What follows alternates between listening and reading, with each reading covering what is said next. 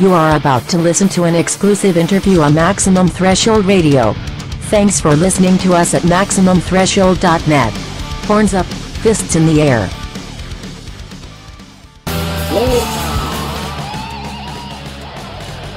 Maximum Threshold, you're on air.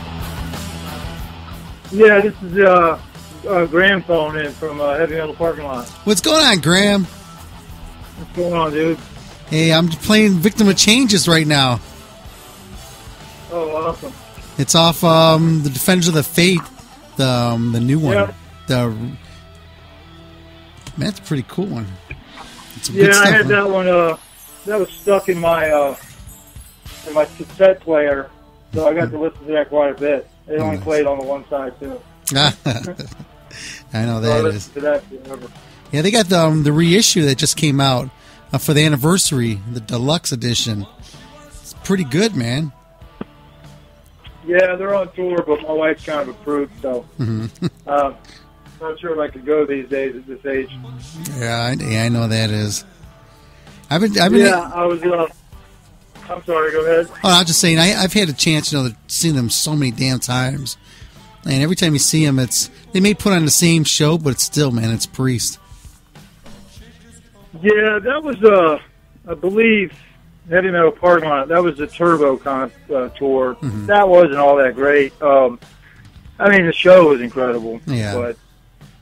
But the actual, you know what? I vaguely remembered. If anybody's seen the movie, they know I was pretty inebriated, to say the least. Just perfect, man.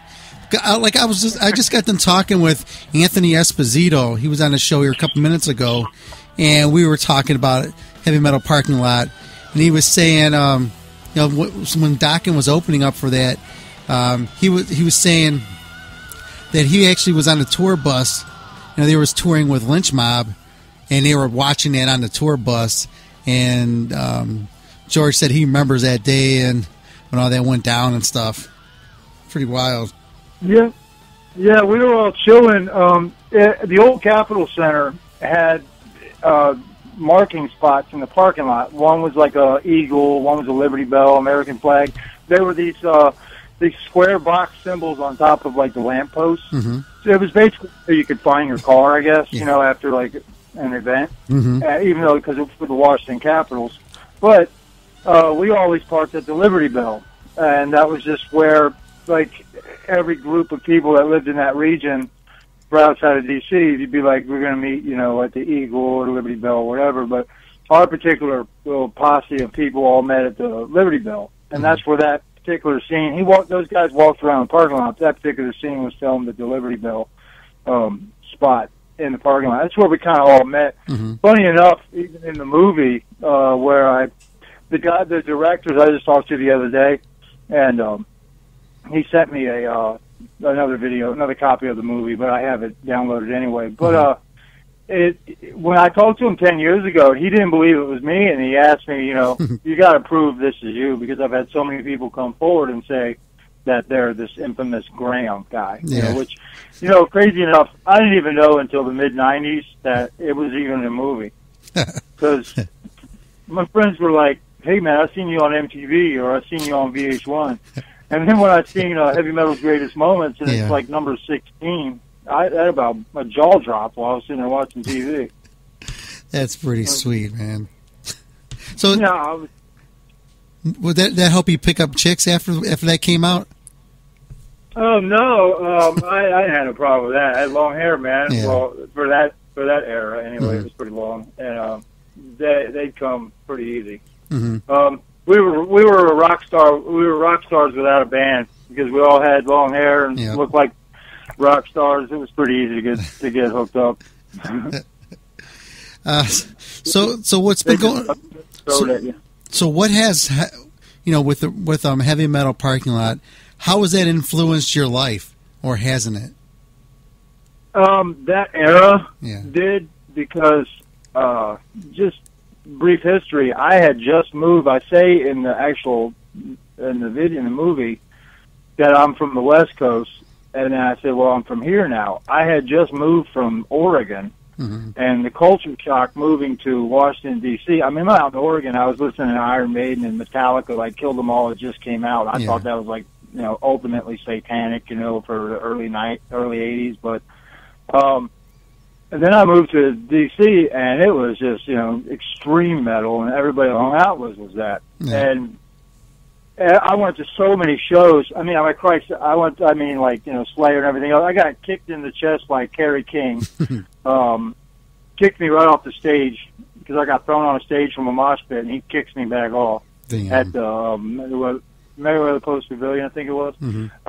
But it's amazing how it influenced me was the fact that over the years, even there at the Capitol Center, I met so many rock stars. It's like I Forrest Gump my way through life, just running into.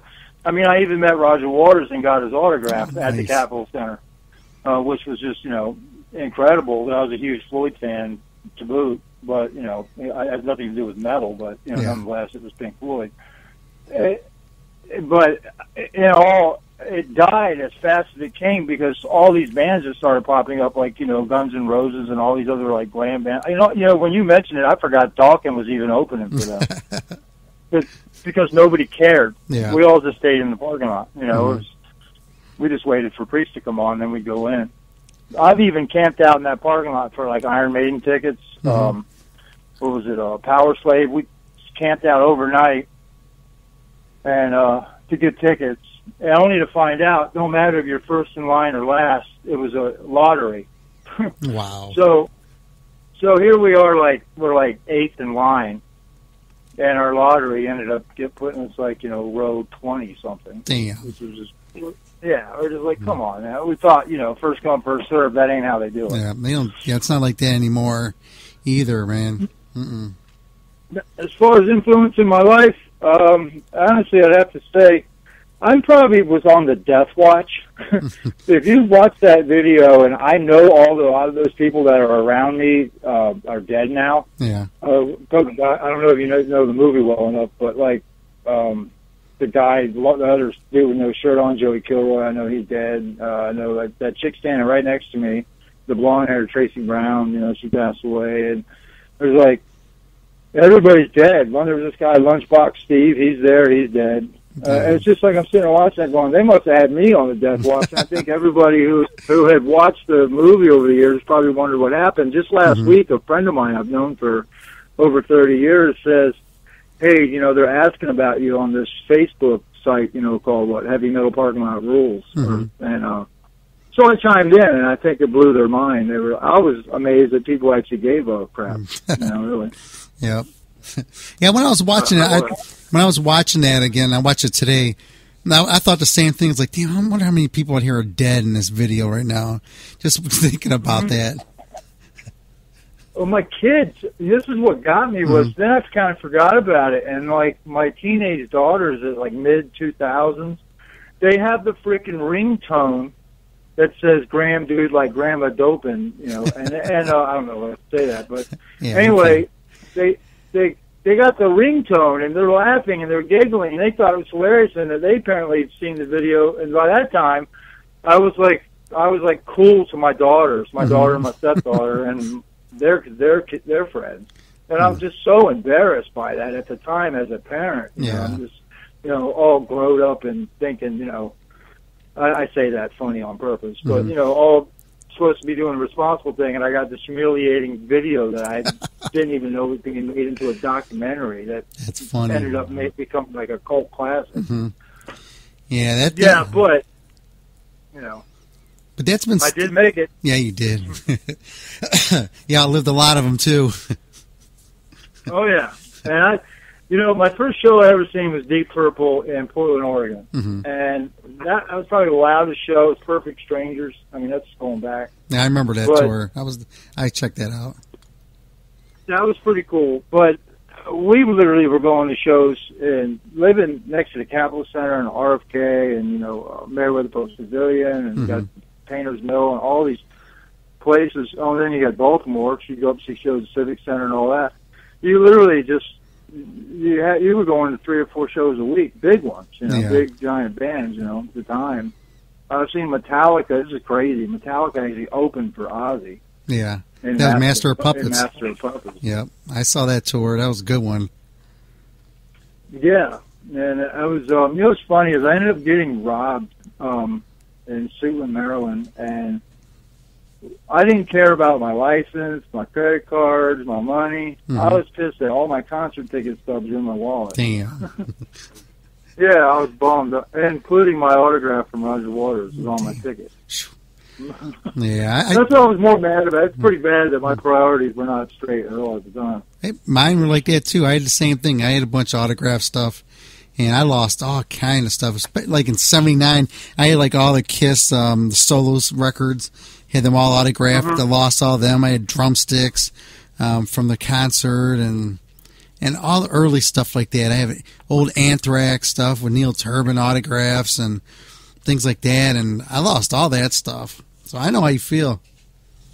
Oh, I made the fatal mistake of, there was an old record company called Kent Mill Records. I don't know if you ever heard of them, but they were right outside of D.C., and Ozzy made an appearance in D.C. 101 and announced that he's going to be there for like a half hour signing autographs for the Ultimate Sin album. And it was actually the vinyl album. Funny enough, I happened to be driving by there. Like, I was like 5 minutes away. I whipped in there. There's Ozzy sitting there, and my dumbass gets him to sign my album, but I didn't take the plastic off. That's funny. So he sharpies the plastic. He was so whatever. He just sharpies right over it, and sure enough, plastic fell off, and that was that. I should have taken the cover off of it. Damn. I didn't think about that. I hate it when I was all excited, you know. Like, oh, cool, Ozzy. And then, but, you know, came and went. That autograph fell right off the album cover. I'm actually shocked. There's a whole generation that's the generation, even the millennium generation, that is just like into this movie. That to most of us, even the Zebra Man, I guess I see him on there. He's on the cover and of the stuff or whatever. That one guy, he turned country or something like that. These days, you know, with my career and everything, everybody I work with, you know, listen to all this new music that's out there. I can't stand any of it, and they see me, and here I am all looking corporate with my Bluetooth in, but you know, I got Power Slave playing in my ear, or you know, I got the full discography of course of Priest and, you know, Metallica and Slayer, and hell, Slayer sounds like elevator music these days compared to what you know you hear. That was like cutting edge. Yeah, I got a message here from AJ. He wanted me to tell you. He says hello. Hey AJ, how you doing? I got a whole bunch of them on that Facebook thing. So many people. I can't believe how many Facebook invites I got right after that. Because see, my middle name is Graham. It's like Graham Cracker, and I said Graham because that was how people. So nobody's ever been able to find me on Facebook via the fact that I go by my first name. But growing up in the era that I did, my first name was unacceptable. Now it's, you know, well, not unacceptable. It just wasn't macho. Yeah.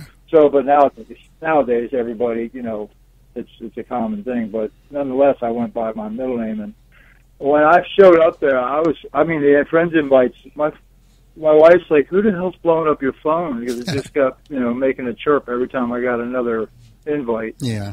From a friends list, and then people, of course, you know, so glad to see that I'm alive and doing well and everything else. And it's like, you know, I just kind of, you know, went on with my life in a sense. I didn't forget about my past. Yeah. Every now and then when I talk to somebody from there, all I ever do is hear somebody else, oh yeah, you know, he's gone now, or he did this or that or the other. And you almost wonder, you know, what happened. And when you sit there and you look at music and how it's changed, you know, I grew up going to the same record store all the time, and that guy, you know, ended up going out of business, of course, like Blockbuster put him out of business or something. But now they're gone, ironically. But crazy enough, it's like he told me, you know, he was always into like the newest music, even though, you know, he grew up the same era, everything else. And like, I can't find myself. Some new music I get into, and some I don't. But I find myself reverting back to when I go to get, you know, pulling up my music. I'm going back to what I know best, and it's kind of bizarre. And you can't find even radio stations. You live in the metropolitan area, you know, Baltimore, Washington, and, you know, you got Philly and all that, and nobody plays anything worth the crap. Oh, no. Mm-mm. Yeah, I'm in the Cleveland area, so I know how you feel. Oh, yeah, that's what your buddy told me that. He's one of the ones he told me about you on Facebook. Oh, cool. There's this huge, like, you know, somebody had made the site called, I guess it's Facebook, it's Heavy Metal Parking Lot Rules. Mm-hmm. And I wasn't open on it. And I got, somebody sent me a link, and it's this huge, like, you know, like, thing that everybody talks about it all the time on there. And I was like, wow, I was more amazed that it even existed. And the very first thing I see is a picture of me. That's funny. Shirtless and skinny as hell. Just an absolute freaking, you know, I look at it now, I'm like, Jesus Christ, what was I thinking? But, you know, it amazes my children. Yeah. My son now, my youngest is 17. He's as old as I was when I made that. Just think he's doing the same things you did. And he's actually getting ready to go to a police academy. Wow. I'm like, Jesus Christ, son, don't let him see your father's movie he made. It might not work out very well for him. Here's a question in our chat room. They're asking if there's anything that you'd like to say to your fans out there. What would you like to say to them? That I'm actually overwhelmingly flattered and speechless that there even is any. I can't, you know, say I'm just speechless. Really, I don't even have an answer for that because I was so overwhelmed even to see that. You know, I got, you know, choked up. I'm getting ready to turn 46, and when I see this, you know, people were wondering even where I was. It meant a lot to me. You know, it's like I don't know what kind of influence that I would have had or inspiration that I could have set, especially as inebriated as I was at that moment. But like I said, I guess the right answer in the fact that I don't have one, other than I'm overwhelmed that people even cared. I said that on Facebook. I was shocked that people even wondered where the hell I was. It's funny because I've seen on, like, you know, the YouTube blog of that. There's like 1 million some hits or more than that now. Other people have said that that's them. And I'm just reading that going, no, sorry, buddy, it's actually me. Yeah. You know, but, you know, I just let them go on with their glory, you know, whatever. Because, I guess because nobody had ever said, hey, that's me or whatever. Yeah. I told you that the director he asked me one question. He goes, what did you say to me when I walked up to you? And I asked him if he wanted to hit this joint. And he laughed his ass off, and he couldn't believe it. He goes, it's you. Because that is exactly, he goes, God damn, it is you. I just talked to him last week. Oh, nice. He wants me to be part of a 30-year anniversary. You got to do it. You got to do it. Yeah, I couldn't make it to the 25th because I was I was actually out of the country. Yeah. At the time they were doing it. But, yeah, he wants to do that. Again, back to the fan thing, I even to say that there is fans is I don't even know what to say. It's overwhelming. It is. I don't know how I'm just a ordinary guy who's just gotten through life since that point, and I had no idea that it had been around for so long. When I learned that it was like Nirvana's favorite movie on their tour bus and stuff like that. Like you watch the outtakes on the movie, and it goes on. They mention that they interview all them guys. The guy from Foo Fighters now and all that, and they all say it was just like such a huge inspiration to bands even. Damn. And it was just a couple of guys cruising around the parking lot filming a bunch of people partying. Damn. And that's really all we were trying to do. And you know, it's funny. Here's to put an end to that thing. If anybody's ever seen the movie and memorized what I said, he goes, "What are you doing after this?" And I said, "I'm going to Ocean City." And that's I had never been there. It's Ocean City, Maryland. Did you know when I left that concert, the next day I went to Ocean City and I stayed there for 27 years. Damn. I never left. I went there, fell in love with the beach, headed back to Washington, packed up all my stuff and went back. Damn. Yeah, talking about a moment changing in your life, and you're admitting it right there. You know, and I watch that now, and I'm like, Jesus, I never left. I didn't even know I had said that. Let's see. Some of those guys were posers. When I watch that, to this day, I have to use the word poser because some of those guys were just total extreme posers. Like, they were just phony as can be. And you're like, we called them posers then because we were die-hard metalheads. And, I mean, to the nth degree. And, you know, wearing the three-quarter sleeve, you know, concert shirts, the whole 9 yards, make sure you got a shirt at every concert. We were even in a gang called the Party Lords, and then living in the Washington area, you had to be in a gang. And it sounds kind of gay now, but I mean, it was. We were called the Party Lords, had to have colors on our jackets, the whole 9 yards. That was the only way to be protected in Washington. At that era, at that time in the U.S., it was the most dangerous place in the world, was Washington, D.C., metropolitan area. Yeah. We said D.C. stood for, like, you know, Death County, or we had all kinds of bad names for it. Damn. Because people were just getting killed left and right. It was like I said, it was the murder capital of the world. Then. And now it's the overflow parking lot for FedEx Field. I went to a Redskin game like, not even 10 years ago, maybe 8 years ago, and I parked across the highway, and it's Capitol Center, where it used to be. Wow. Yeah, it's pretty crazy. I'm like, you know, telling my wife, who's like, you know, hardcore, you know, Catholic raised, doesn't like any of the music I listen to at all. So, hence, I own a lot of headphones. Yep, I do too. Yeah, she's just not into it a little bit. She grew up. She's a little older than me. She had a little bit earlier, I guess, era. I'll find myself digging up some 70s music, but then I realized from the 70s I'm listening to is Priest as well. Yeah, because you know the first album was 72 or something. Yeah, that is early. Yep. Yeah, it's amazing. I got a text. Go on. I'm sorry. Go ahead. Oh, I said I got a text here saying, "Tell them that we'd still do joints across America." You know, it's funny. I never got to roll that. That would have been pretty expensive. I thought about that. I think I mentioned that on the Facebook thing. And they're like, "So what have you done?" And I was like, "Well, I never got to roll that joint." I don't really remember saying that. Yeah, I don't know if I can mention. I was 17, so I get away with saying whatever I was. If I can mention what was actually in that joint, I don't know. Can I? Yeah, sure. Because to give people an idea, when I said I was on acid, that was a fraction. That was what we took on our way there. Because we had actually had somebody, when I offered the cameraman a joint, it was actually mushrooms, PCP, marijuana.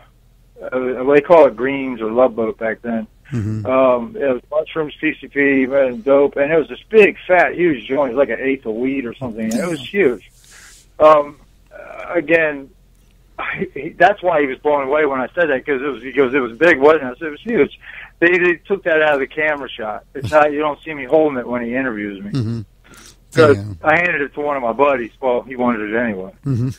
So I do remember the show. Because crazy enough, Rob Halford crams the freaking microphone in the tailpipe of his freaking Harley and blew the sound system. Wow. And it was out for like 5 minutes. Like, we thought it was part of the show. He just he rides out on the stage on his Harley, crams the freaking mic in the tailpipe, and revs it up, and blew the sound system. Damn. Which, I do remember that. I know I wasn't that far gone. But, you know what's crazy, too, is you go to concerts like that, and you expect violence and this and that, and they're the more tame ones. The only I got in a fight at a Pink Floyd concert. I had to go. Oh my God, this is embarrassing even to say. I had to take my girlfriend's twin sisters to a concert. I had to go take them to see Journey and Bon Jovi in Baltimore. And I got in a fight in that thing. It's like, you know, it's like, this is Bon Jovi and Journey. I was so embarrassed to have to be there, but we had to do it because it was my girlfriend's younger twin sisters. But I was embarrassed to even be at that show. It was just another show to cross off that I had actually seen. You know, funny enough, I had never seen Journey. But was Bon Jovi, I guess, was opening for them in some little like dive of a place at the time. But you know, it's like saying like some of the more tamer shows. I've even seen shows like Agnostic Front. I mean, I don't even know if people know who they are. They got a new one just came out. What's that? They just got a brand new one that just came out. Yeah, I actually seen them in concert and then hung out and party with them because a friend of mine was one of their buddies. And I ended up backstage partying with them, everything. And I had no idea who these dudes were because it was die hard like the neo-Nazi skinheads and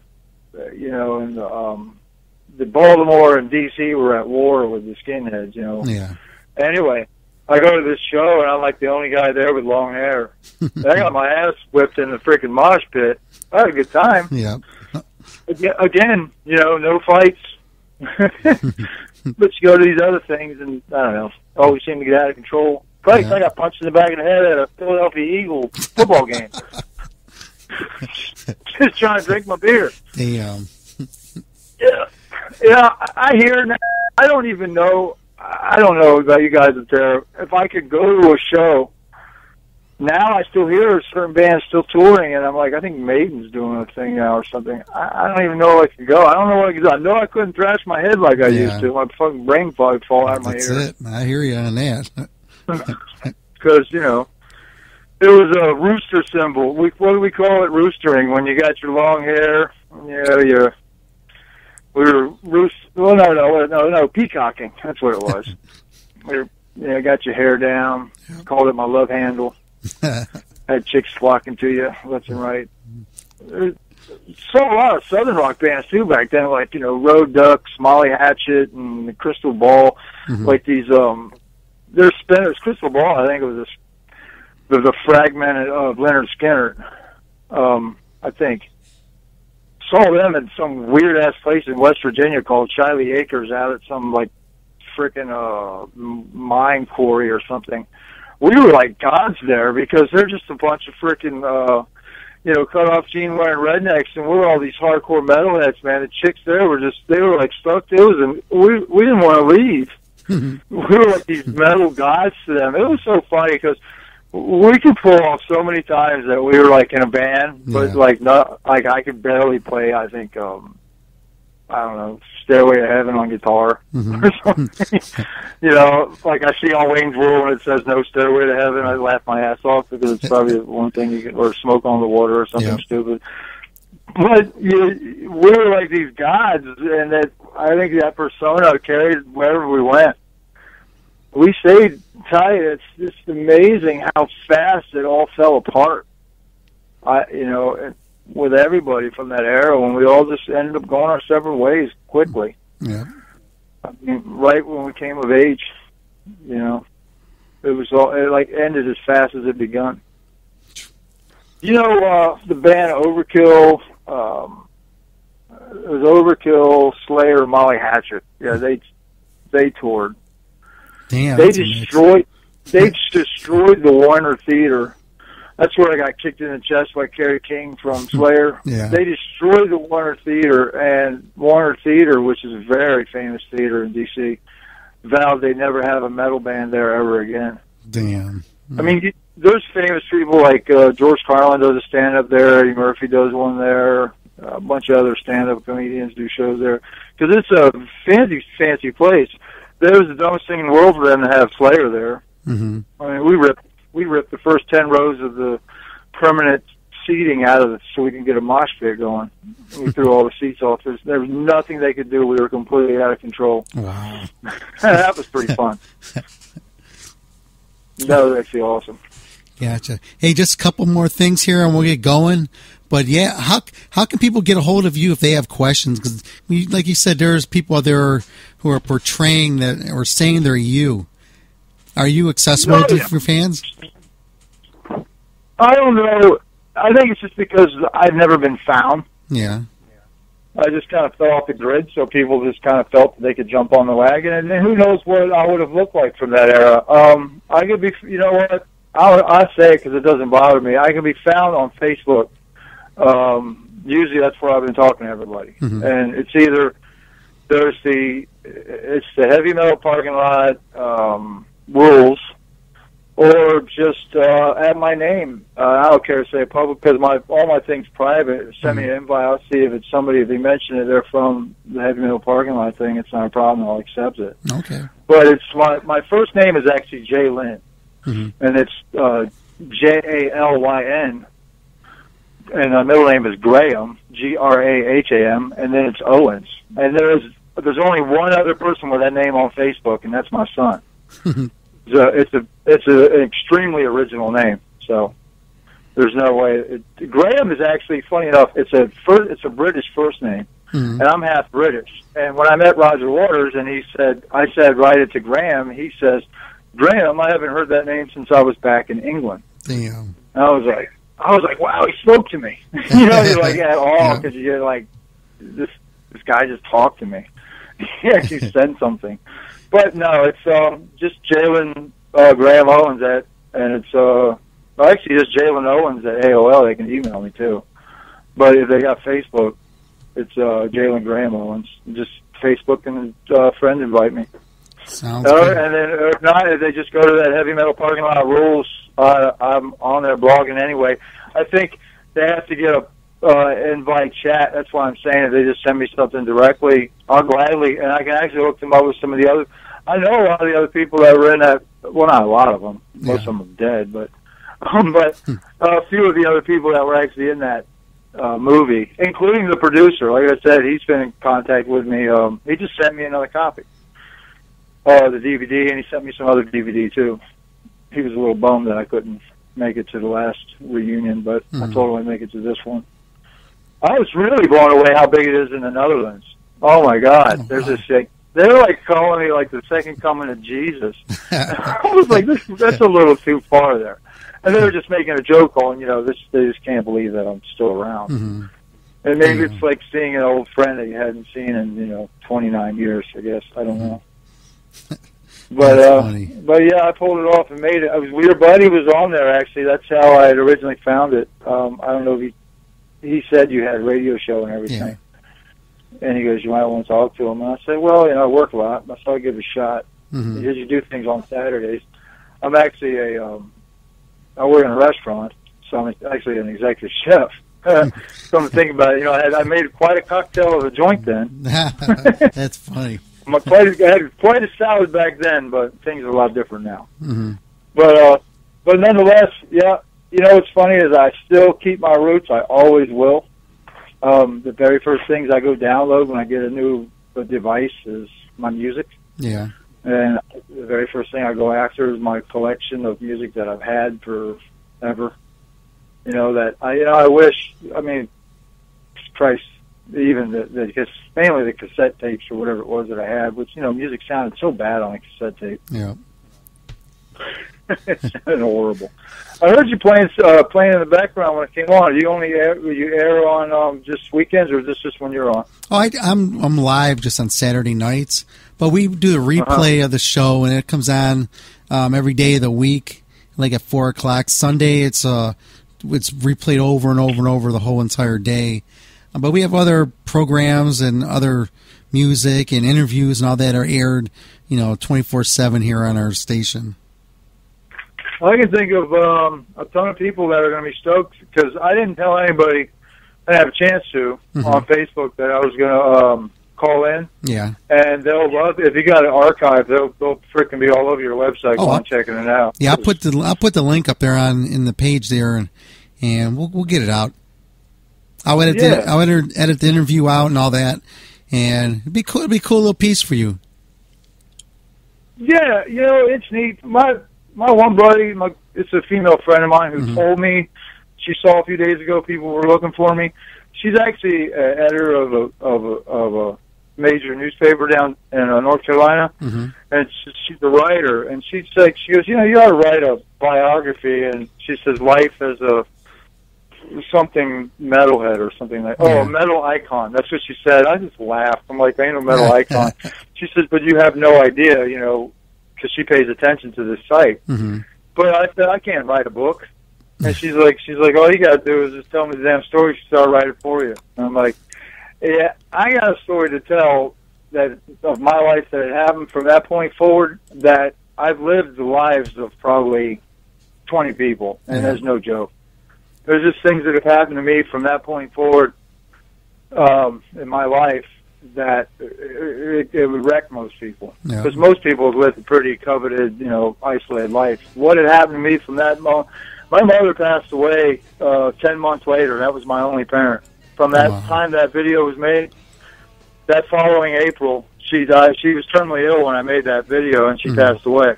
And I was on my own from that point forward in my life, from 3 days into my 18th birthday up until now in my life. Wow. I had absolutely nothing. But to be able to survive that alone, when I know so many people that cry and complain about their parent, they're like my age and their parents are still alive, and I'm like, you're freaking lucky you still got your parents. Right. Yep. Mm-hmm. You know? Try being thrown out there and figuring it out for yourself. That's right. Your entire life. And look what I'm surviving that kind of crap. Mm-hmm. I mean, it was. What's funny? I just reverting back to that. I know you got things to do. If you watch that movie, you do see like the cops walking around, and the cops just absolutely, the Prince George County Police that were at the show did not give a crap what anybody was doing. Everybody was, we were openly drinking. We were 17 years old. Yeah. The drinking age was 21 then. Mm-hmm. They had just passed the law, made it 21. But nonetheless was. But also, if you even on your thing, if you put that link, you can post it up there if you want to. It doesn't bother. It won't bother me any. Okay. With my Facebook thing, if people want to get a hold of me, find out what's going on, ask me any questions, I'll gladly answer them. The producer of the movie's very, very happy that I'm actually responding to fans. He actually thanked me. Nice. The other day on the phone, he's like, "I thank you for even talking to them," and I'm like, "Well, I didn't know there was any." But I'll gladly.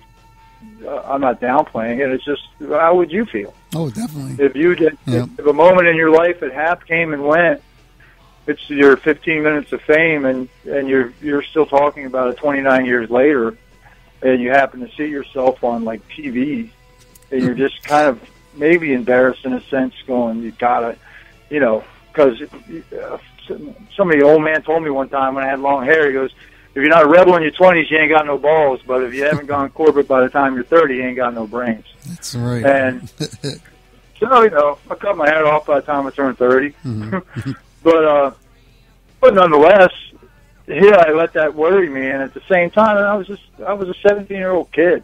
Again, my youngest is 17 now. Mm-hmm. It's absolutely amazing the difference on what I was allowed to do at 17 and what I won't let my 17-year-old do. I'm in the same boat. I got a question here. This is coming that was just sent to me. And he said, "Can you ask him if his blonde-haired friend with the Slayer T-shirt is still around?" I did not know that dude. I know the guy you're talking about. The guy standing right next to me. Mm-hmm. I have no idea who that was. I think he walked up and just hung out with us, but we had no idea who he was. The chick on the other side of him was Tracy Brown. She, funny enough, became my fiance. She was my fiance's best friend, but I hadn't even met my fiance yet at that time. The skinny guy with no shirt on, the taller guy, Joey Kilroy, like I said, he died. I saved him once. We found out he had epilepsy. Oh, wow. I saved him once, but then he ended up, I wasn't there, and he died. But I have no idea who that freaking blonde-haired guy was. No clue. I don't even know if the directors and stuff do either. He was just kind of standing there. When you're hanging out and you're partying, and you got people just wander up on you. Yep. Yeah, he was just kind of standing there. I don't know who he was. So to answer your question, I have not a clue. Gotcha. There was some dude with really curly, bushy hair. Yeah. Completely out of control. His name was we called him Lunchbox Steve. Mm-hmm. That guy really was a lunchbox, but he was probably one of the craziest people I ever knew in my life. He followed me to Ocean City and stayed there himself. He didn't work the entire summer. He wore a shirt, a tie-dye, dirty shirt, the same shirt every day, and it said, "I eat." And, of course, it's, the female part of the body. I don't really say that. But he wore this shirt that said that, and I was like, he never got laid. He's like, dude, look at the shirt you're wearing. That's what his shirt said. And I'm like, that was it. And I was like, come on, man. But Lunchbox Steve, he was so lazy when he hitchhiked from Ocean City to D.C., he would just lay on the side of the road. That's funny. And he's in that video. He would just lay there with his thumb out. He wouldn't even try to walk. It's like, come on, man. At least put forth the effort. Mm-hmm. That was when you could hitchhike safely, because we did all the time. But it was like, really put forth the effort and walk with your thumb out. Don't just lay on the side of the road with your thumb out, you freaking lunatic. But, yeah, there's a few of them. I've watched it, and as the camera's panned around, I haven't seen it in a while. Mm-hmm. I'm pretty amazed. We all, not all of us had shown up yet either. Funny enough, that video, it was made early because because everybody knew Dokken was opening, mm-hmm. and traffic and all that to get in there. So most of the main friends hadn't even made it there yet. Damn. We were there early. We were there just to reserve the spot because, like I said, we all meet at the Liberty Bell. Other groups met, wherever. Mm-hmm. The Eagle, the whatever it would be. It's funny because. I don't know, if you're watching VH1 later in your life and you happen to see I'm watching the top 10, it was the top 100 heavy metal greatest moments, and when number 16 came up and it says Landover, Maryland, and it shows Heavy Metal Parking Lot, and they interviewed the Zebra guy first, and then I see me, and I about fell off my freaking couch. That's when I realized that, I was like, oh yeah, I remember that. Two dudes walking around with a camera. No idea they were making a documentary. Damn. And these guys this guy's actually directed all kinds of stuff now, Cool. They live right down the road from me, because I'm still in Maryland. Mm-hmm. Well, right down the road around here is Yeah. hour away Mm-hmm. or so, but it's still pretty amazing. But to answer the guy's question now, I have no clue who that dude was. Okay. Hey, Not a Graham. clue. Hey, Graham, we're going to get going here. I'm running out of time here, but I definitely want to thank you. I want to thank you very much for being on the show here and just talking about your experience of how this, played a part in your life. Oh, it was huge. Absolutely. And I thank you for having me on. And you got my number anytime. Yeah. And if you don't remember anything I said and you want to just shoot me a text. Okay. I'll text you the link. If people are blowing you up asking you how to get a hold of me and stuff like that, I'll text it to you. Sounds good. Can you do me a quick favor? What's that? Can you say your name, the movie that you were in, and say you're listening to Maximum Threshold, and throw something crazy out at the end of it? Maximum Threshold, right? Yeah. Well, if you want me to say Graham. Yeah. Graham, dude, like Graham with dope and shit. Yeah, do all that. From heavy metal. That's right. Graham, here it is right here, man. Let me see if I can get this right. Graham, man, like Graham with dope and shit.